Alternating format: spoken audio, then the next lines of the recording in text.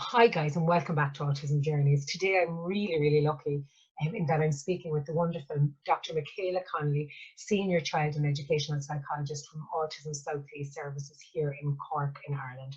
Now we're lucky enough today that she's going to share with us lots of tips and pointers on how to best support our young people as they transition back to school following the Covid-19 pandemic. So hi Micaela, welcome to the show. Hi Sharon, how are you? It's great to be here. It's great to be back. Thank you. Delighted, absolutely delighted to have you. Now I'm going to get right started to it because we've got about 20 something questions, so it's going to take a bit of time, so we'll get going as fast as we can. So your first question, Michaela, is what kinds of problems have been commonly presenting themselves relating to autistic individuals during the COVID-19 pandemic? I suppose the same kinds of problems that have been affecting everyone. So the first thing is to realise that this is something that affected not just people themselves, but their families, their teachers, everyone in their community. So everything changed quite suddenly, quite dramatically at the same time. There's been a huge amount of uncertainty all over the world about what COVID is and what the consequences of it are, and about moving back into phased kind of exits out of lockdown. So all those, that's the context. But for kids particularly, I suppose there was that stopping of school. There was a kind of sudden break in relationships with teachers maybe, you know, not seeing grandparents, not seeing their friends, maybe not seeing coaches or people they're in clubs with. And also having their own siblings maybe at home with them, having their parents working at home with them, or kids where their parents were frontline workers and all that entailed. Yeah. So huge amount of change to their routine, to their environment, to their activities, everything really, you know, and a lot of worry and uncertainty about the disease itself, because we'd have some children who don't like germs very much, or they might wash their hands a lot anyway, or this is an invisible enemy, so is it everywhere? If somebody coughs, does that mean they have COVID? So that little bit of being literal, how that impacts on their experience of it. So yeah, a lot changed. Yeah, absolutely. Tell me, Michaela, how can parents explain the importance of following COVID-19 guidelines to our small people as they begin to transition away from constantly being at home again? I suppose they've been doing that in a way already, because we've all been immersed in it. So there's been a lot of visuals for parents as well. For all of us, there's been a lot of visuals on the bus stops, everywhere we go. There's a lot of clarity, how far you can stand from someone. So actually, a lot of those kinds of supports are in the environment already, which suits autistic people.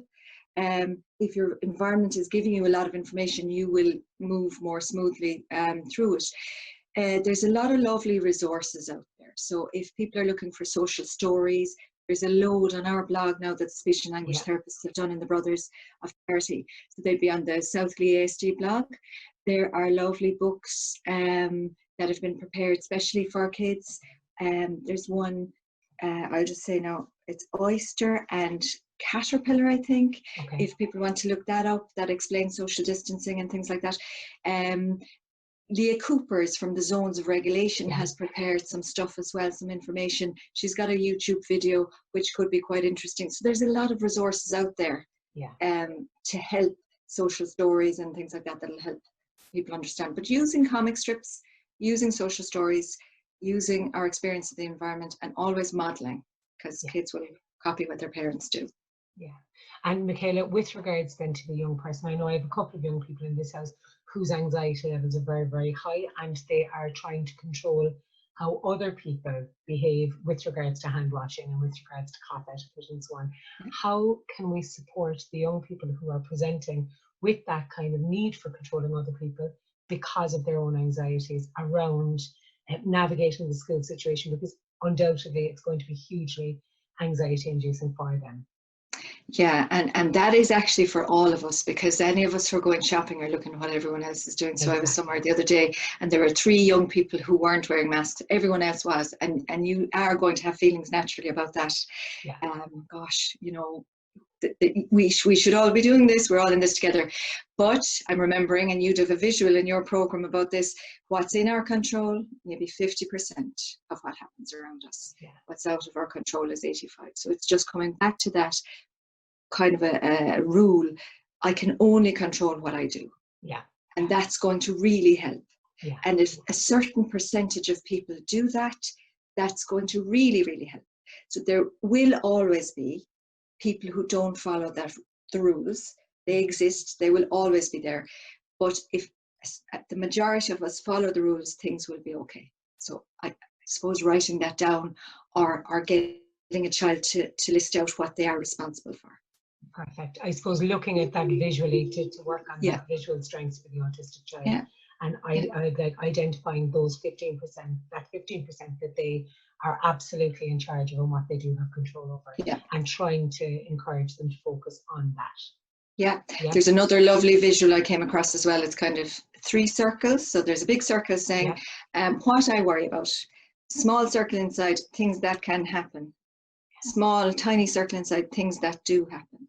So maybe it's a visual like that, showing that all the things I can worry about, but actually only a tiny amount of them actually do happen. So look, we are all worried about this, and for a good reason, but we do have to conserve our energy and not spend all our time worrying. So it could be that you're even saying, look, we'll have a chat at the end of the day about the things that happened that you need to just have a chat about now to kind of park. So if somebody coughed in school, or if somebody, you know, little things that might build up, that we can just have a bit of a brain dump at the end of the day and kind of go through and say, that sounds like one of those tiny things that probably, you know, won't happen. So I suppose pulling out those usual strategies that we ordinarily use, that kind of worry monster, that brain dump, that journaling, those different points during the day that we often, like that most of us will use all of the time anyway. Remember those kind of anxiety management strategies. Yeah, absolutely. Back to basics, Perfect. Michaela, with regards to specific things that we can do then to reduce our children's anxiety around this COVID-19. So are there any kind of very practical strategies along with that, those visual supports that we can use to just support anxiety management in a different way, I suppose? Is there anything else that you can think of or that you could suggest? The things that we've been talking about already are good kind of maybe top-down things, the cognitive things, the dealing with thoughts around it. But always, I think it's back to basic body awareness, breathing, really, you know, that body-based relaxation, the sensory calming techniques, the focus on well-being. So if we're not feeling well, if we're not feeling grounded, we are going to be more anxious. So I think it's looking at anxiety from both the top down and the bottom up. Absolutely. And really getting down into, I know breathing can be very hard, that belly breathing can be very hard for some children to try out, but it's really worth doing. Those kind of techniques. So look, there's on the blog again, I've done some information on helping with anxiety, which is a very quick introduction to those kind of techniques. Might be helpful. Yeah, perfect. What can parents do, Michaela, at the moment to help structure up environments for their children in the last few weeks of lockdown before school? I suppose if people mightn't have been needing so much visual you know, strategies, I'd be starting to use those again. Calendars, you know, counting down to school, maybe structuring up the child's day a little bit to get them used to maybe using visuals again, because they can be really helpful in school. And skill sheets, just, you know, we'd be thinking about how can we prepare kids for going back, is by doing things, by trying things, by problem solving at home, and then kind of getting the child generalized to school. Getting a handle on the visuals that suit a child now after this time, because 6 months have passed. So what's useful to them now? Because knowing that going into school will be very helpful, passing that information over to a teacher. So I'd say structure and visuals and kind of organization, maybe thinking about, the uniform, thinking about the books, thinking about as many things as you have control over, because we don't know what it's going to look like when they go back. I suppose with regards to uniforms and so on and so forth, you again coming from that bottom up, with that bottom up approach, looking at making sure that the uniforms are washed and soft and so on and so forth, if that's what a child needs.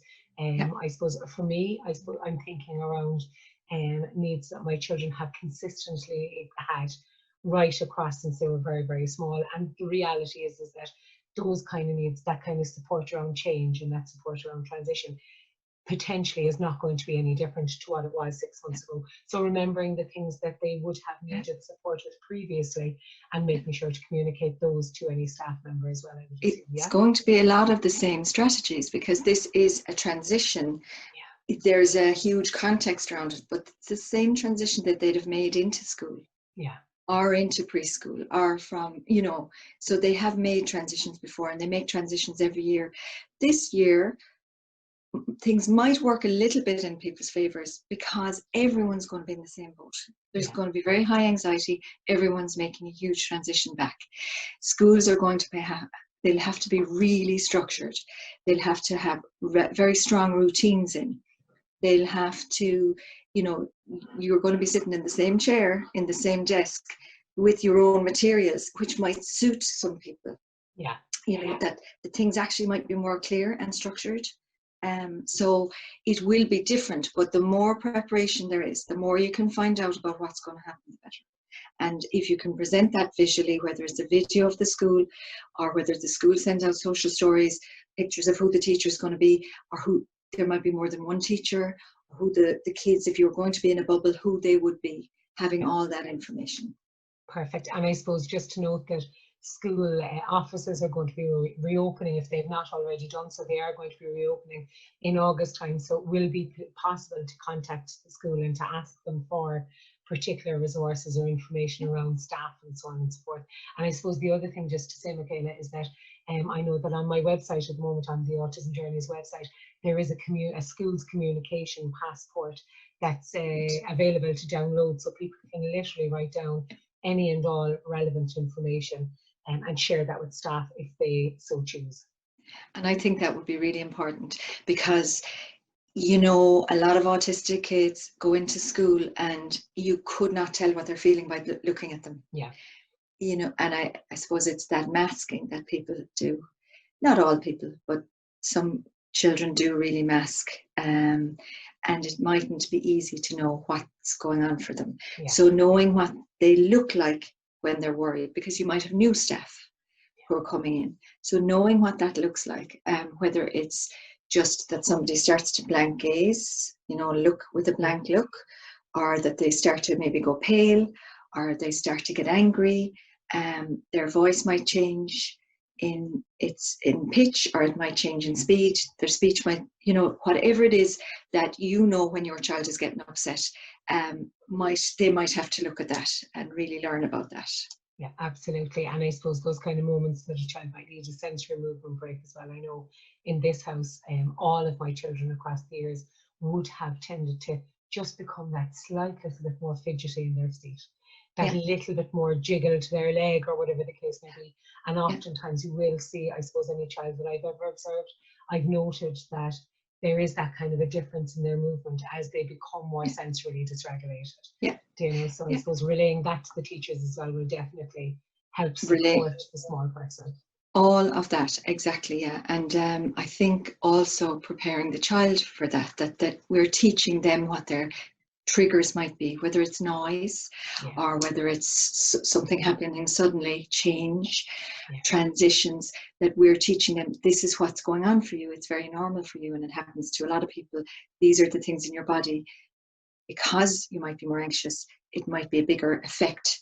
So again, we're kind of trying to train our children all the time. We're doing this all the time, but particularly now, maybe giving them education about what anxiety is, what it feels like in my body, and what I can do about it. And that piece where the adults around the child are able to co-regulate, that they know how to approach children. And they'll be trying to do this for all children, but the adults really, for all of us, it's trying to be calm, trying to lower our voices, slow down our speech, you know, minimize our movements, so that calms down people's sensory systems. So that's what we're trying to do in the environment. So the environment is hugely important. Absolutely. Yeah. Absolutely. Tell me, Michaela, with regards to the skills, other skills that we can be working on as parents for our young people before they head back to school.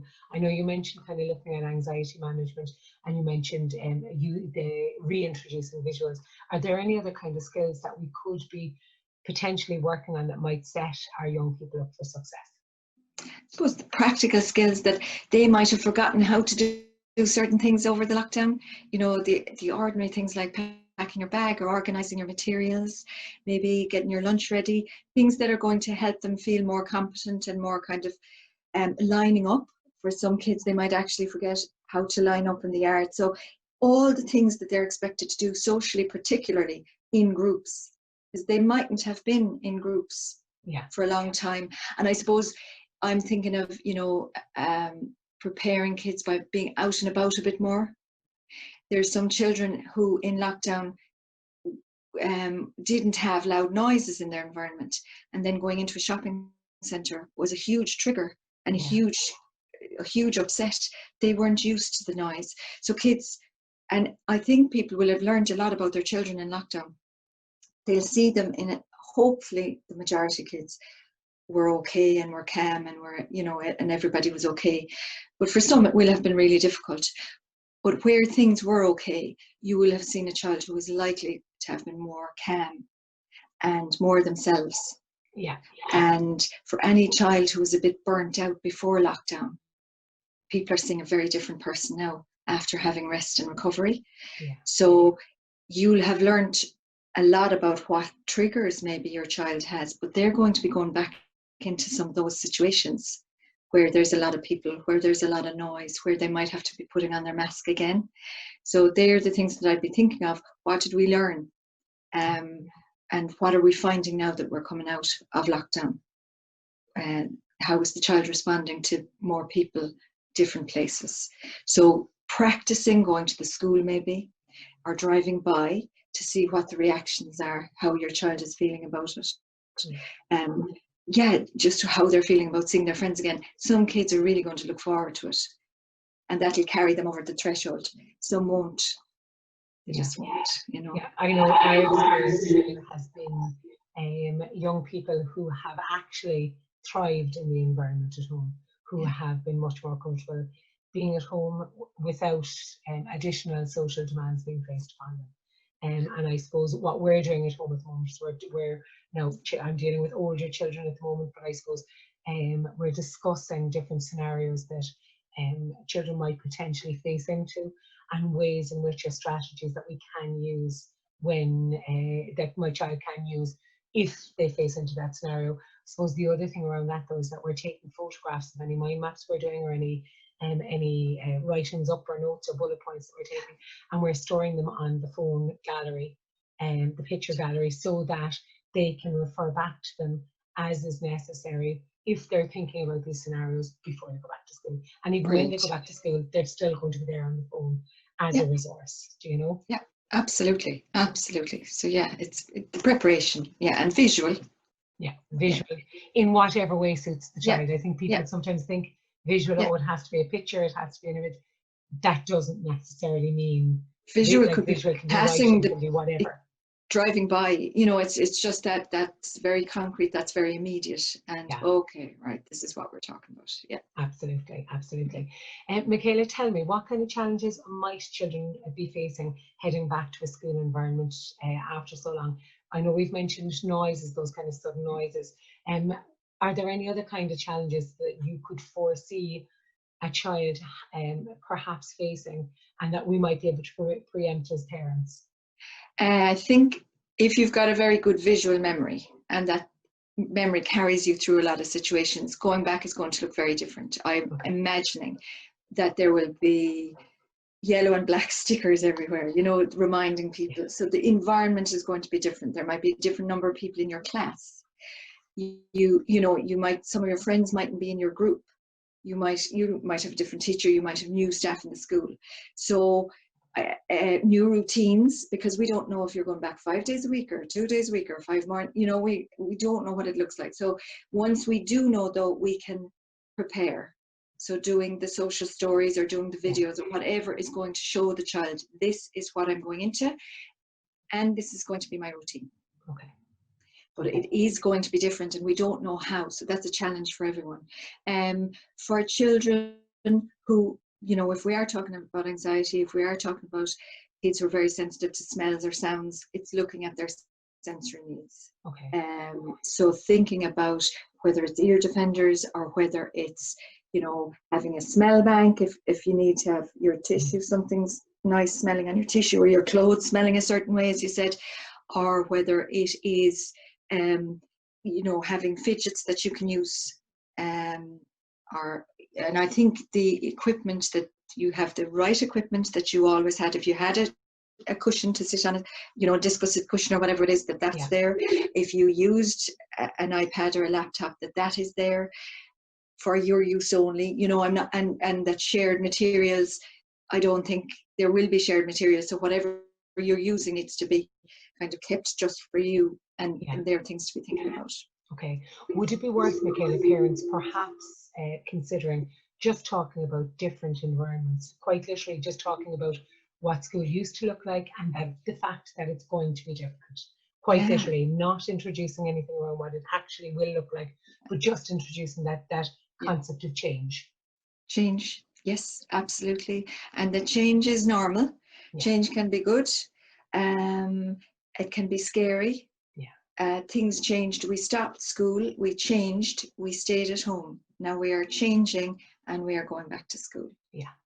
And I suppose the idea that there are people in our environment, because people, you know, a lot of kids with autism will kind of take a lot of responsibility for things, but that it's teachers' job to make sure that all the children are doing what they're supposed to be doing. Or it's teachers' job to make sure that you know, the environment is the way, so that the child isn't taking responsibility for the change. That there are all the other people working to keep us safe. All the doctors, all the engineers, all the teachers, all the adults trying to keep us safe. Perfect. Michaela, with regards then to maintaining friendships, is there anything that we again as parents can be doing to help our small people maintain friendships and prepare for being immersed in those social situations again? I think, I mean, it's been difficult because, you know, nobody for a long time was allowed to do play dates or anything like that. So I suppose play dates are kind of ideal in a way. You can structure up a play date, the adults can be there. It's just how to do it. Some people were lucky, they probably had a bubble of people that they could, you know, interact with. And I think there's probably a lot of kids now out on the green again. I see a lot of kids out on the green. So it might be just even being out there, doing maybe a play date if that's appropriate. That can be done in a park, and just talking about friendships, you know, what it's going to be like going back. Maybe some of your friends won't be there. I think going over friendship skills as well. Looking at play, looking at joint play again, looking at the rules of play, turn taking, sharing, winning and losing, going over all those things again. Would be helpful. And I know you have some nice resources actually on different types of play and how to encourage or how to support a child with turn taking and stuff on the Southly ASD blog as well. So people might want to check those out as well. Yeah. But it's been, I think some children haven't really wanted to go on the Zoom calls and things like that. They haven't found that. Some have, but some haven't. So I suppose letting them know that friendships will stay. And I suppose that teachers would be mindful of that. And I don't want to be putting it all on teachers now, but I suppose when you're going back to school, there's Barry Carpenter in the UK talks about the recovery curriculum. And that relating is a huge part of that how we relate to people. So he's talked about a few things that we should maybe be thinking about as adults. So relationships, that we're reaching out to people and that we're helping them to reach out. So that might be the focus of some of the going back to school, is actually making relationships and talking about friendship. Some people will have been very isolated. So that it would be great if that was one of the things that parents could just ask teachers is, we know the relationships side of things is really important and it can be very tricky for our kids. But that would be great if that was focused on going back to school. And he also talks about community, just that what people have been doing a huge amount of learning at home and learning in their community, and just bringing that community back into school. So maybe saying, well, what were you working on at home? And focusing on that transition, that there was an awful lot going on for the last 6 months, and bringing that in and talking a little bit about that. Okay. And even if it wasn't the formal learning, because some children will not have engaged with the curriculum at home, it will have been a nightmare for some people. I think most people would have found it quite challenging trying to educate at home. Yeah. So bearing all those experiences in mind. So it wasn't just about what did you learn from school, what did you learn when you were at home? Yeah. In general. Yeah. So that kind of thing. Yeah. So those, there's some of the things that I'd be thinking of. Yeah, absolutely. I think you're right, because I know I've had some children who did engage with formal learning in classes and so on and so forth, and then I've had other children who just didn't want to, because schoolwork is for school and home is for home. There's no schoolwork to be done at home. But I will say that there was a lot of learning around baking and around cooking and around those kind of very practical life skills, those kind of independent skills, and like that's equally valid and equally important kind of learning, you know. So I think it'd be good if teachers could focus on both kinds of learning. Yeah. What did you learn? Because anything you learned, it's just been very tricky for everyone. So the benchmark has to be just generally, did you learn stuff? And learning is one of the 5 pillars of well-being from the Take 5, you know, that lovely little document. Learning is one of those things. So it's good for well-being. Perfect. Michaela, can I ask you, how can people conduct IEPs during the next couple of months to ensure that their child has a structured and solid plan in place moving forward? Well, it depends on what your goals are. I mean, I'd be thinking for autistic children, some of the goals would be around supporting their relationships and their communication and everything like that. But it could be maybe looking at that recovery curriculum and thinking about relationships from that point of view, bringing the community learning in. How can we expand on the learning that they did or what they liked? You know, maybe they found things that they really liked at home. Can we bring that in? I think also bringing in the child's own interests into the IEP in some way.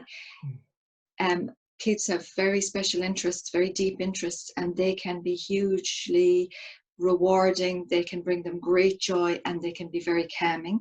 So maybe can we use those to help in learning the academic curriculum?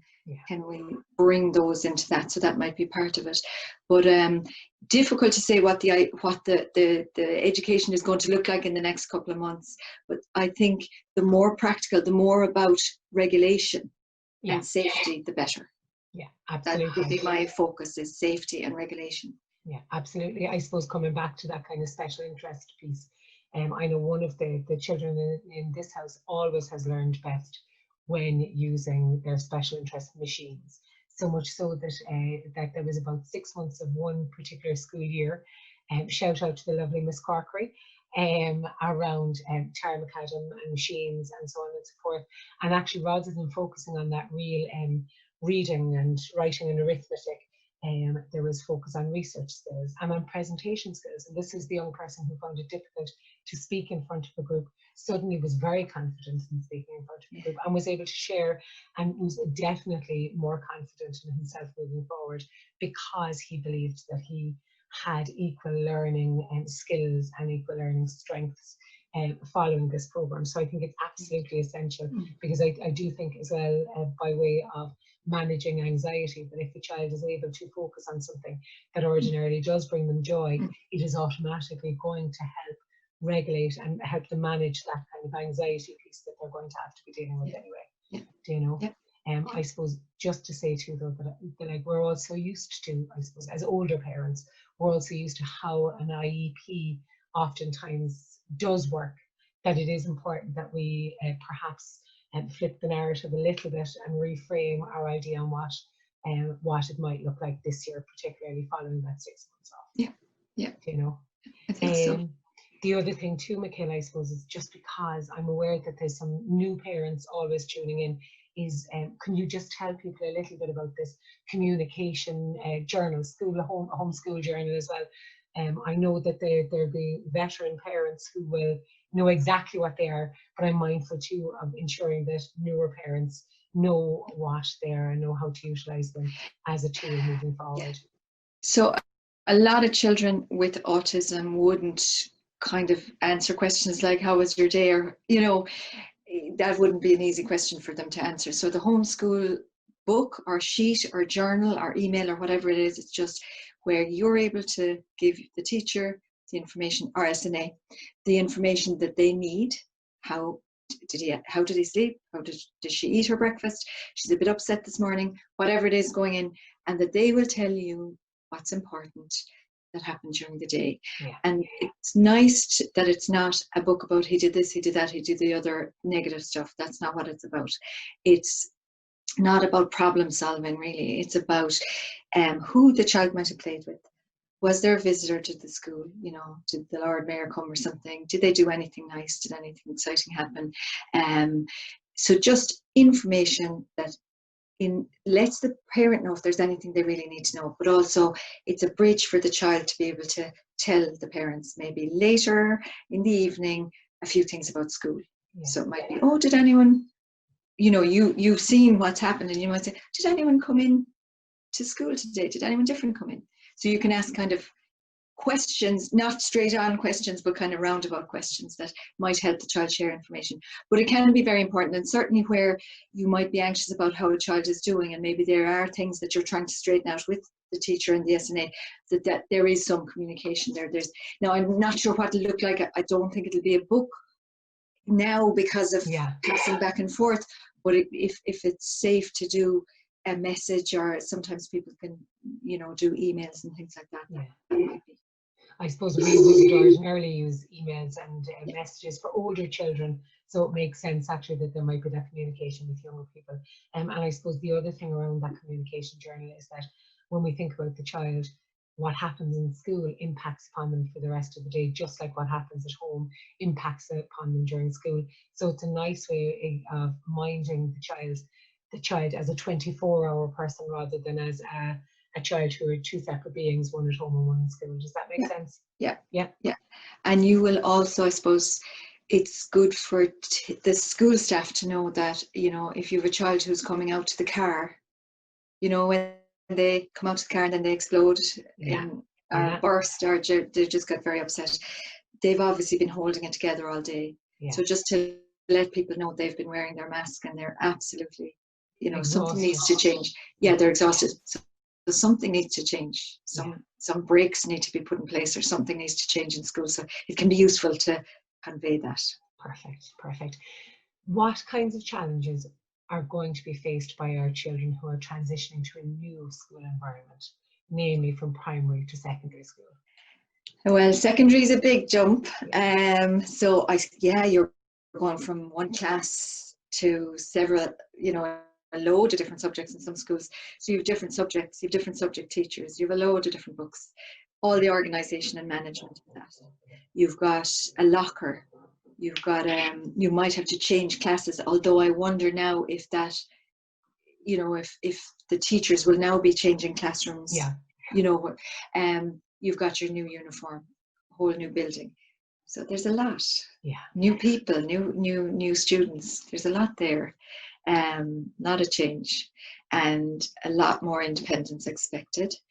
As the parents, you'll have far less access to school staff, really. So they're all things that need to be factored in to planning your transition. We've got some, again, with some information on the blog that tries to structure that up and tries to help people, you know, figure out what they need to do, how they need to prepare for that. I suppose one of the tools that we would have used from the blog of old is the skills checklist that you have up there, where it's literally seeing what skills a child might benefit from having as they go into secondary school. It's something that you can work on from now until they transition to secondary school in September. And equally, it's something that we have worked on in the past over kind of 5th and 6th class, so that the child is, so that we're working continuously on it. I suppose the other thing that I'd be thinking of around that kind of transitioning is that I know that one young person, we have a young person here now starting in secondary school, and he is terrified. He literally commented last night about, well, sure, look, if they want us to wear masks, I can forget about making friends anyway, because sure, nobody will know if I'm smiling at them or not. And do you know this real practical, pervasive worry around it? And I suppose what we've started to do, like we've been doing it all along, but now he's naming it.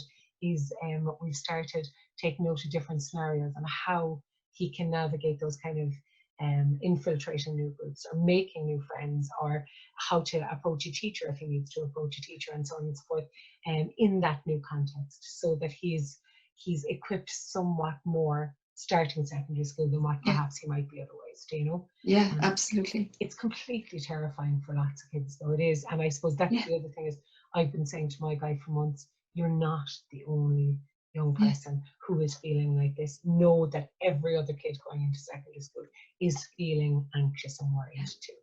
Do you know? I think, do you know, sometimes they believe that they're the only people in the world who are feeling like this, and it kind of normalizes it a little bit when they realize that actually there's more than me who is experiencing this. And I think teachers in secondary schools, they're very aware of that, so they kind of mind the first years. Yeah. I think this year they're going to be even more aware of it. Yeah. You know, it's going to be very, very structured, and they will be minded even more. So I would say it might be a bit easier this year than it has been for other kids. I just think it'll be a little bit different because it's going to be so structured. And absolutely. And as you say, that kind of autistic thinking where autistic young people oftentimes thrive in structure and in routine and in predictability.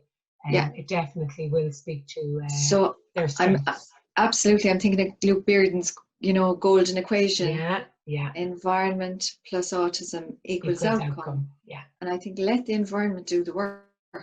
You know, and we, of course, you need to prepare your young person, but if our environment is really good and structured, that's 70%. Absolutely. Absolutely. Now, Michaela, then with regards to that transition from secondary school to college, is there anything that you could kind of suggest or recommend, or what kind of changes, ideas on changes that we need to be supporting our young people with preparing for as well? There's a lovely visual on social thinking, that website, the steps to independence, and I really like that. It's a very simple, it's just a young person climbing up a cliff, but it just gives like these 10 steps as a structure of how would you plan that kind of a transition. What are the things you need to think about? And it does focus on well-being. I think focusing on well-being and routine, looking at your day, 24 hours. How much sleep do you need? How much, what's your diet going to look like? What do you have to do? How much time does it take on self-care, on laundry and things like that? They'd be the things that I'd be thinking of, that skills kind of, first and foremost, independent skills. So planning for those kind of things. If you're going to college and if there's a disability office there, they're really helpful. I mean, it sometimes they can be very helpful to check in with. Not everybody might want that, but there's so many clubs and societies that it's easier to kind of find a way of fitting in. And with the disability office, there's a bit of mentoring maybe, or a bit of support. So it is connecting in with those resources that are there. Again, this year, people didn't have Leaving Cert. So it's a very different, they're waiting still for their places and everything to come out. So we're still in a little bit of still in the middle of that. 7th of September now, I think, is the Leaving Cert date at the moment. That's still very current. All that hasn't been kind of sorted yet. So people still don't know what their places might look like. But again, accommodation, all those things are going to be a bit different this year. So it's having information and the very practical planning, but I think doing that visually is hugely helpful. So training people up to manage their calendar, manage their diary, manage whatever technology they use, and they're great technology, but factoring in well-being and looking after yourself. And I suppose you mentioned the DSS, the Disability Support Service, and I suppose in my experience, identifying yourself, or it's possible to identify yourself through disability support services in a very discreet or quiet and confidential way, should that be the way in which you want to present yourself to them.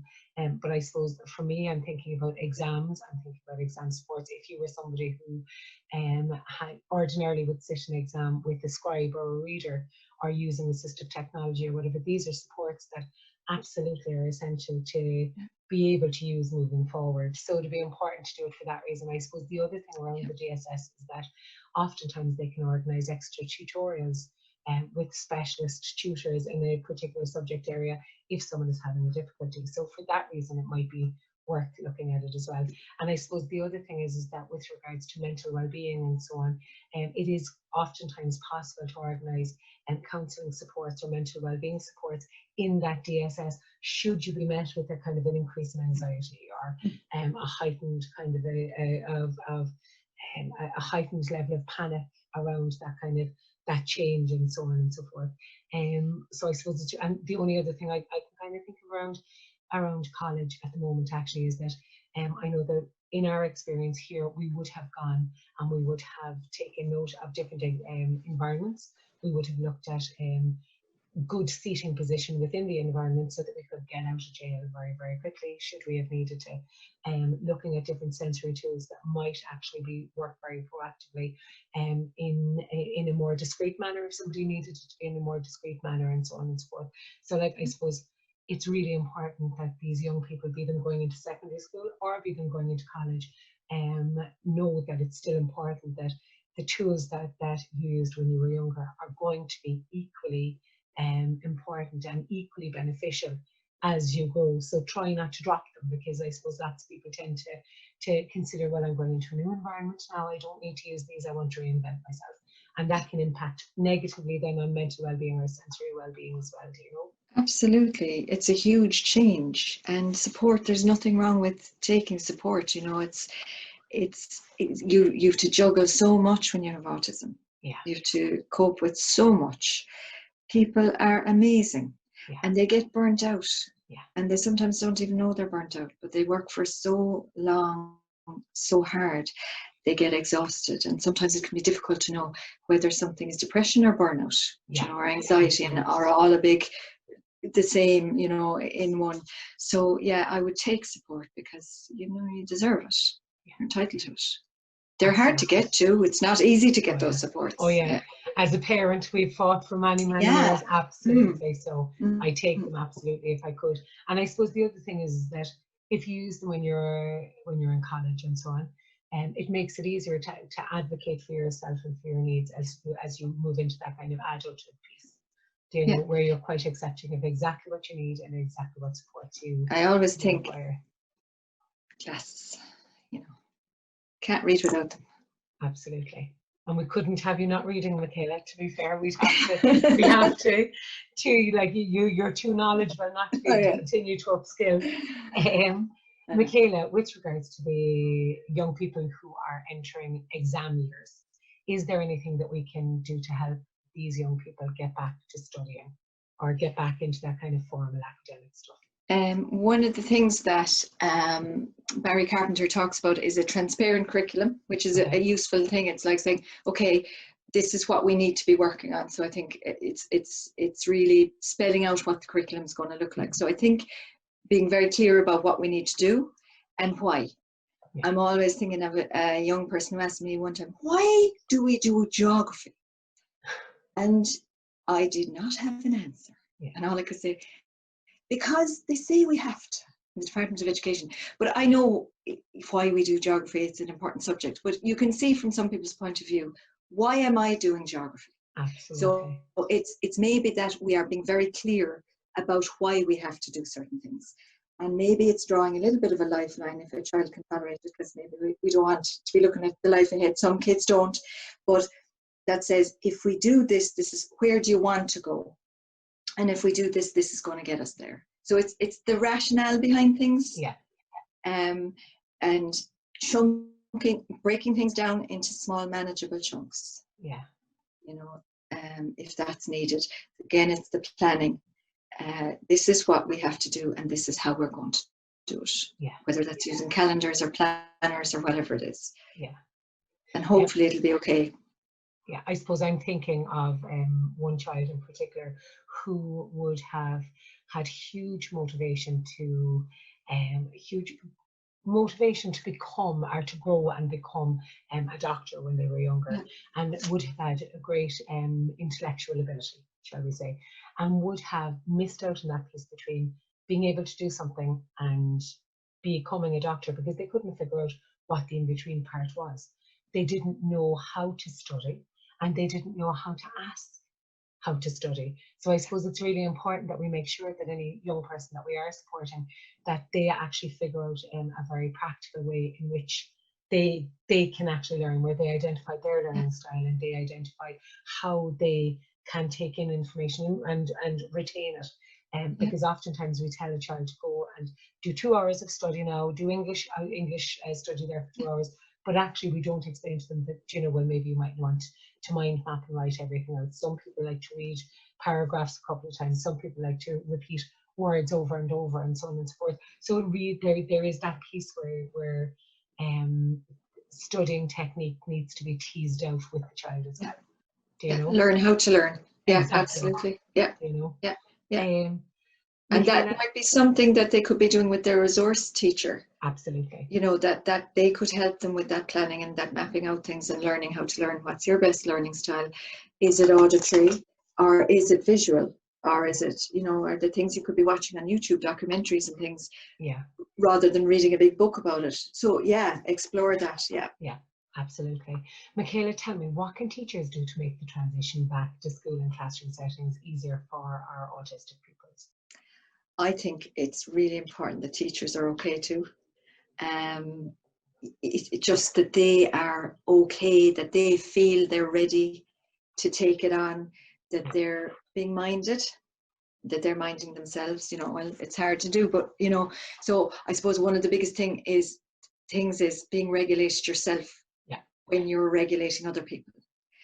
And then you kind of need to be thinking about how that would happen. It's going to be very scary for everybody going back, and everybody's going to be nervous. So it's expecting that it's going to be different. It's going to be scary. People are going to be nervous.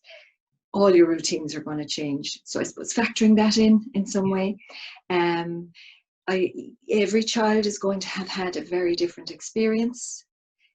So factoring that in, some children will have done their work, it'll have been fine. Some people would have had an awful time. There may be losses for some. It's 6 months, a lot could have happened. A lot of children will have really missed the support of school. They'll be glad to come back. And some children will have been really struggling before the lockdown. How are they going to be coming back? So it's bearing in mind that everybody's going to have a different experience. The structure, they're going to be thinking about structure, they're going to be thinking about the environment, but that's going to have to be calm. You know, it's going to have to be, everything's going to have to be calm, regulated as much as possible. So whether that's just in your demeanor, in how you're behaving. There's a Pookie Knightsmith, she has creative education. It's well worth looking up. She's done a lot for teachers and for educators. creativeeducation.co.uk, I think. And Lynn McCann, ASC Reach Out, fantastic. Well worth looking at them to see how the advice they'd have for educators to support children going back. So I suppose it's bearing all that in mind. Having plenty of sensory supports for children who need it. Remembering they may need more breaks. They may need time on their own, maybe with just the SNA as a then the SNAs have to be minded as well. So I'm talking about teachers and SNAs, they're so important as well, but that they would just be mindful of how their behaviour will impact on the children's regulation. So all those things, they'd be the kind of the foundational stuff that I'd be thinking about, co-regulation really. Perfect. Tell me, how can teachers accommodate new students just starting into their school in this period of significant transition and uncertainty? Again, the same kind of stuff. I think it's really important to bear in mind also how, if you've got new students, whether they're just starting junior infants or whether they're moving schools, that the parents are going to be really anxious about that. more than likely. The children are going to be anxious about it. So maybe just making sure there's a bit of communication with parents before and after. Get to know the child and understand the child. So maybe ask for a passport if one isn't given to you, a little passport about the child. Yeah. What they like, what they don't like, what they look like when they're upset, what suits them, what calms them, so that you know you can start off on the right foot. So having a load of information about your little one coming in and having their needs accommodated before they come in. I think you need to have stuff set up before the child comes in. It's not about learning on the job, because it's nearly too late then. Yeah. You know, you want the child to be supported totally straight away as much as possible. Absolutely. Absolutely. What kinds of signals can teachers help their students to implement in a classroom environment, Michaela, to signal a spike in their stress or anxiety, or that they need to regulate? Do you have any suggestions on that kind of? I do. I know of kids where it does work, and that could be colour cards on the desk. It could be a pencil. It could be pointing to something. It could be just a signal they have where the child raise their hand. But a lot of children won't be able to do that for themselves. So there might be an element of coaching, teaching, prompting the child to actually ask for help. That's a huge thing that often autistic adults would say they find really difficult, to actually know when they need the help and also to ask it. So that's something maybe to put in your IEP, making choices, asking for help, getting a break when you need it. So a lot of kids might know how to do that. So you might put the strategy in place and they'll say, oh yeah, I'll do that. And then they won't do it. Yeah. Don't think they don't need it. They're probably lacking the skills. So we need to go back and teach the skills. Yeah. So that sense of knowing what my body is feeling, knowing when I'm upset, often doesn't dawn on a person till it's too late. Yeah. So you might need to be watching for the triggers and prompting the child very gently. Let's take a break, you know, and then maybe talking about it later. I think you were in the yellow zone. I think you were getting upset when I asked you to take a break. So whatever it is, whatever strategy works, sometimes approaching a child when they're upset is going to dysregulate it. So it's very individual, but just well worth having a system like that. I know for some kids who can take a break in secondary school, it could be having a pass from the principal, a note, and they show that to the teacher, and there's no fuss. They just go and take their break. So there are loads of different ways of doing it, but the child must be able to do it. Yeah, absolutely. And I suppose key to that would be preemptively or proactively putting breaks in place initially, so that you can help support the child, so that they don't become so dysregulated that they can't cope with the classroom setting. And I suppose the other part of that would be communicating again with the parent and those people who know the child best, because if you do, I suppose they can indicate when the child is most likely to react in a more emotional or physical manner. The other thing too, I suppose, is communication with the child's previous teacher, if you have that option, because oftentimes they've had that lovely strategy and schedule implemented already, you know. And SNAs would know as well. And I suppose it's being aware of what the signs of anxiety are, or of fear.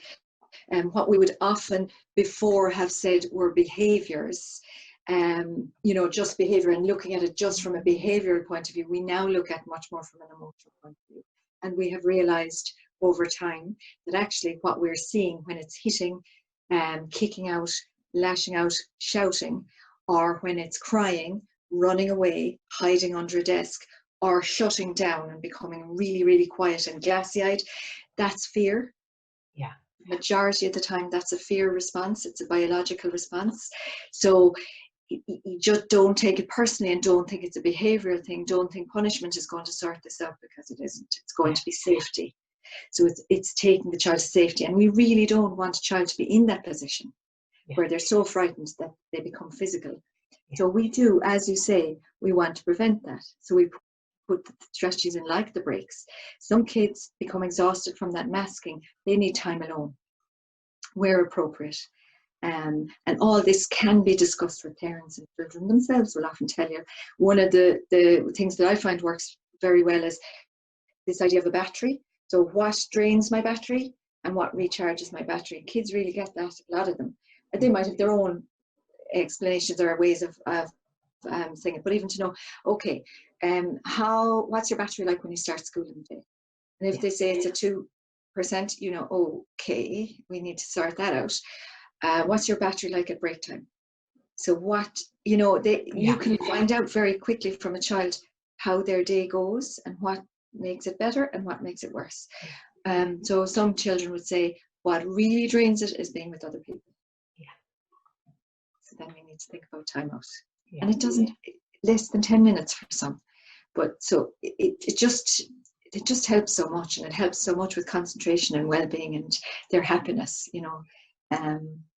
They're some of the things. Yeah, I suppose 2 points on that, Michaela, is first of all, oftentimes I've had experience where educational staff would have assumed that if a child was only able to manage 10 minutes in school before they needed a break, that wasn't considered a success. Whereas in my view, I would believe that any time that a child can successfully access a classroom, regardless of how long it's for, that it should be validated and it should be considered a success. And I suppose it's important that anybody working with autistic children change that kind of idea, that very structured or set idea that a child is meant to be in primary school for 5 hours and that they should only need 1 10-minute movement break in that time, because every child is individual, and it's really important that we do support the child with regards to their sensory regulation and their anxiety management. And I suppose the other point then to make around that is that I know I've mentioned it to you a million times before, but Carrie John Baroon's mood induction, like that is a fantastic strategy. It is something that can be absolutely implemented regardless of whether or not there are very strict social distancing guidelines and rules in place. And just to let people know that is quite literally, it's a strategy that is married with Carrie's 5-point scale, the incredible 5-point scale, and like that it works on a scale of 1 to 5, 5 being on great form, life is good, right up to a 5 where I'm feeling so overwhelmed that I'm going to explode. And in the morning time, a child will come into school and they will be asked, so where are you on the scale? Oftentimes a child may say, as you said, 3 or 4. The goal is to try and bring them back down a couple of points to maybe that 1 or a 2 again. And the way in which we do that is by utilising a sensory strategy that works, that we know to work for the child. And we allow for the child every single day to engage with that strategy for the first 5 or 10 minutes of school, just to recharge their battery or manage their spoons or tip out some of the water out of the bucket, according to that bucket analogy, and just set them up for success so that they're able to manage with greater expectations for a longer period moving forward. And it isn't something that has to be done just at the start of the day. It absolutely, though, if it's going to be established at the start of the day thing, it must be continuously used then every single day. You can use it for school lunch breaks, and you can use it for different times throughout the day that you know that this small person is going to need or is going to start feeling overwhelmed. It works beautifully. We've worked on it and it works absolutely fantastically. It really is a very good strategy to use. Yeah, absolutely. So yes, regulation is foundation. It's fundamental to a child's learning and their well-being, is that they can be in a place and feel safe. Some kids don't feel safe in their bodies because they have these huge responses to things, whether it's noise that can suddenly trigger anger. How did that happen? How could he be cross? But that's fear. You know, that anger is actually fear. So there's that idea as well. Dan Siegel's window of tolerance is a useful idea to have. You know, we all go up and down during the day. We all do. We all get dysregulation. We do things about it. You're probably in the blue zone, the bottom, hypo aroused when you need your lunch, and then you have your lunch break and you're back up again. But I suppose with children with autism, they're probably likely to be more either, you know, dysregulated, whether it's under-aroused or over-aroused, and they spend less time in that middle window where they have that tolerance. And our aim by structuring up the environment and by being co-regulators and by putting the strategies in place is to help them be as much as possible in that nice place where they can tolerate what we're asking them to do, the demands that we're placing on them. Yeah. That's often what we're asking them to be happy that we're placing demands on you, you know. Yeah. And a lot of the time those demands are intolerable. So the more help we can give, the better. Yes. For everyone. And for ourselves, it's a learning for all of us about regulation. We all need to work on our regulation. It's not something you stop doing, you know. Yeah, absolutely, absolutely. Michaela, you'd be glad to know there's only 2 questions left. No, I'd say you'd be glad to know. I'm here going ranting away. No, I love it. Your second last question is, what kind of subtle sensory support then can be made available to autistic children in and around the classroom, catering to as many sensory needs as possible?